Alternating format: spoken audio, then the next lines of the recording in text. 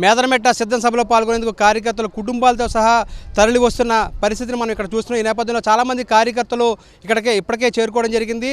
మరికొద్దిసేపట్లోనే ఇక్కడ గ్యాలరీలు కూడా పూర్తిగా నిండబోతున్నాయి. సాయంత్రం 3:30 గంటలకు ముఖ్యమంత్రి వైఎస్ జగన్మోహన్ రెడ్డి ప్రాంతానికి వస్తారని చెప్తున్నారు. ఈ నేపథ్యంలో పెద్ద ఎత్తున కార్యకర్తలు తరలి వస్తున్నారు.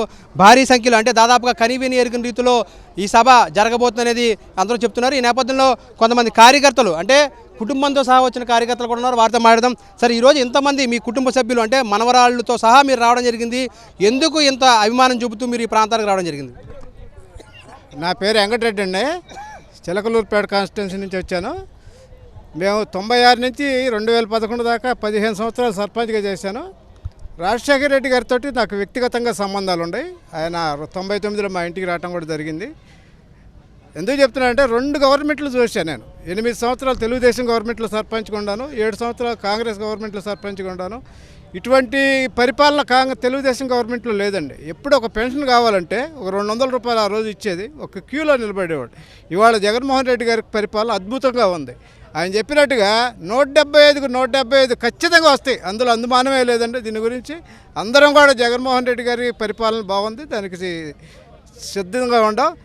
ఇవాళ 2009లో ఎలక్షన్ 4 అయిన తర్వాత మీకు తెలుసా లేదా, 2009లో ఇట్నే అందరూ గ్రూప్గా వచ్చారు, మహాకూటమి లెక్క వచ్చారు.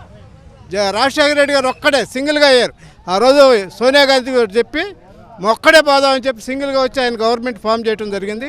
అదే లెక్క ఇవాళ ఎంతమంది కూటమిగా వచ్చినా సరే దీంట్లో ఏ ఇబ్బంది ఏం లేదండి. 175కు 175 వస్తారు, బ్రహ్మాండంగా ఉండే. ఇవాళ ఒకటే మాట చెప్తున్నాడండి ఆయన, నేను మంచి చేసి ఉంటేనే నాకు ఓటేయండి మీరు. ఆ మాట 14 సంవత్సరాలు ముఖ్యమంత్రి చేశాడు, 40 సంవత్సరాలు ఇండస్ట్రీ అంటున్నాడు.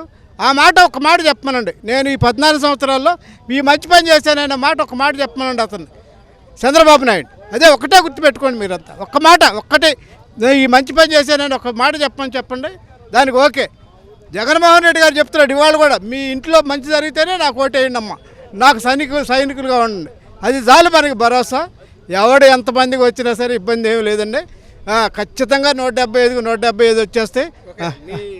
కుటుంబ సభ్యులతో కూడా మాట్లాడని చెప్పేసి ఏమో మీరు ఇంత దూరం నుంచి కుటుంబ సభ్యులందరూ కలిసి తరలి రావడానికి, మీ చిన్నపిల్లలను సైతం మీరు తీసుకురావడానికి ఎందుకు ఇంత అభిమానం ఆయన మీద మీకు?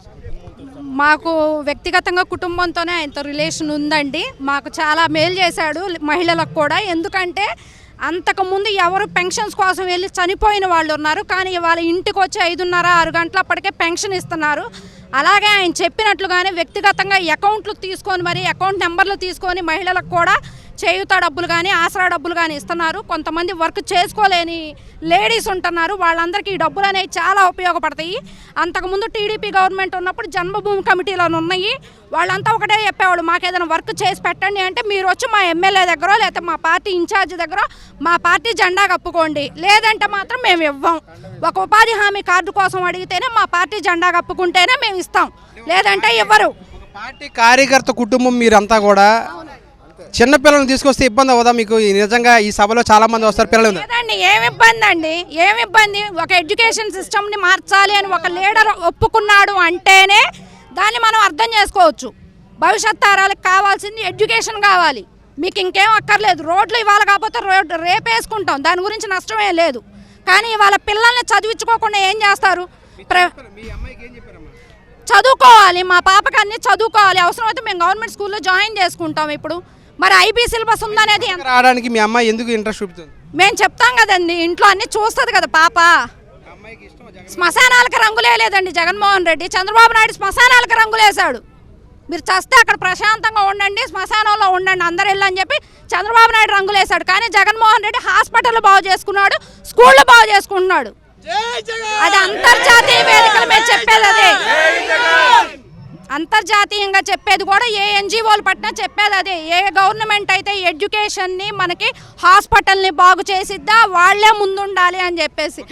మీరు చెప్పండి, ఏంటంటే మీ కుటుంబం అంతా ఇంతలాగా తరలి రావడానికి, చిన్నపిల్లలను తీసుకురావడానికి ఎందుకు ఎంత అభిమానం అంటే ఏం చెప్తారు? వాళ్ళ భవిష్యత్తు చూస్తున్నాడండి జగన్మోహన్ రెడ్డి గారు. అవ్వాతాతల్ని పిల్లల్ని చూస్తున్నాడు. పిల్లలు చదువుకుంటేనే రేపు మన రాష్ట్రం అయినా బాగుపడిద్ది. దేశంలో అభివృద్ధి చెందాలంటే ముందు పిల్లలకి చదువు కావాలి, పిల్లల భవిష్యత్తు, ఐబీ సిలబస్ కావాలి. అతను ఏం చెప్పాడు చంద్రబాబు నాయుడు, చదువుకోకపోయినా పర్లేదు, పిల్లలు కూలికి వెళ్తారన్నట్టు మాట్లాడాడు. ప్రైవేట్ స్కూళ్ళు చదివిస్తాయి. అతను ఏం చూసుకున్నాడు? నారాయణ, చైతన్య, శ్రీ చైతన్య అవి చూసుకున్నాడు. ఇతను అలా కాదు, గవర్నమెంట్ని బాగు చేస్తున్నాడు, గవర్నమెంట్ స్కూళ్ళను బాగు చేస్తున్నాడు. నిజంగా చాలా అభిమానం కనిపిస్తుంది కార్యకర్త కుటుంబాల్లో సైతం. సార్ మీరు చెప్పండి, మీరు ఎక్కడి నుంచి రావడం జరిగింది? సార్ నేను వైజాగ్ నుంచి వచ్చాను సార్ మా ఫ్యామిలీతో పాటు. ఫస్ట్ ఏంటంటే ఈ కార్యక్రమం ఇక్కడ కండక్ట్ చేయడానికి చాలా కృషి చేశారు ఇక్కడ ఉన్న పీపుల్స్ కానీ నాయకులు కానీ.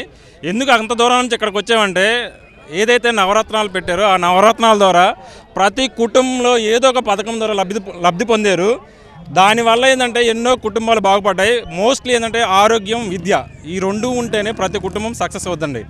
ఎక్కడైతే గవర్నమెంట్ స్కూల్స్ నాడు నేడు కింద ఫుల్ ప్లెజ్డ్గా ఫెసిలిటీస్ అన్నీ ఇచ్చేసి వాళ్ళకి మంచి భోజనాలు పెట్టేసి పిల్లలకి మీ పిల్లల్ని పంపించండి, రేపు మా పిల్లలకి మేము ఇచ్చే భవిష్యత్తు ఏంటంటే విద్య, అది నేను ఇస్తాను, మీరు కంపల్సరీగా స్కూల్కి పంపించండి, మీకు ఫీజులు ఉండవు, దాంతోపాటు పిల్లలకి ఖర్చులు నేను అమ్మఒడి కింద ఇస్తున్నాను, వాళ్ళకి పౌష్టికరమైన ఆహారం ఇస్తున్నాను అనే కాన్సెప్ట్ల ద్వారా పిల్లలకి మంచి మంచి అవకాశాలు ఇష్టం వల్ల ప్రతి పిల్లలు చాలా పెట్టారు. ఇది మా బాబు అండి.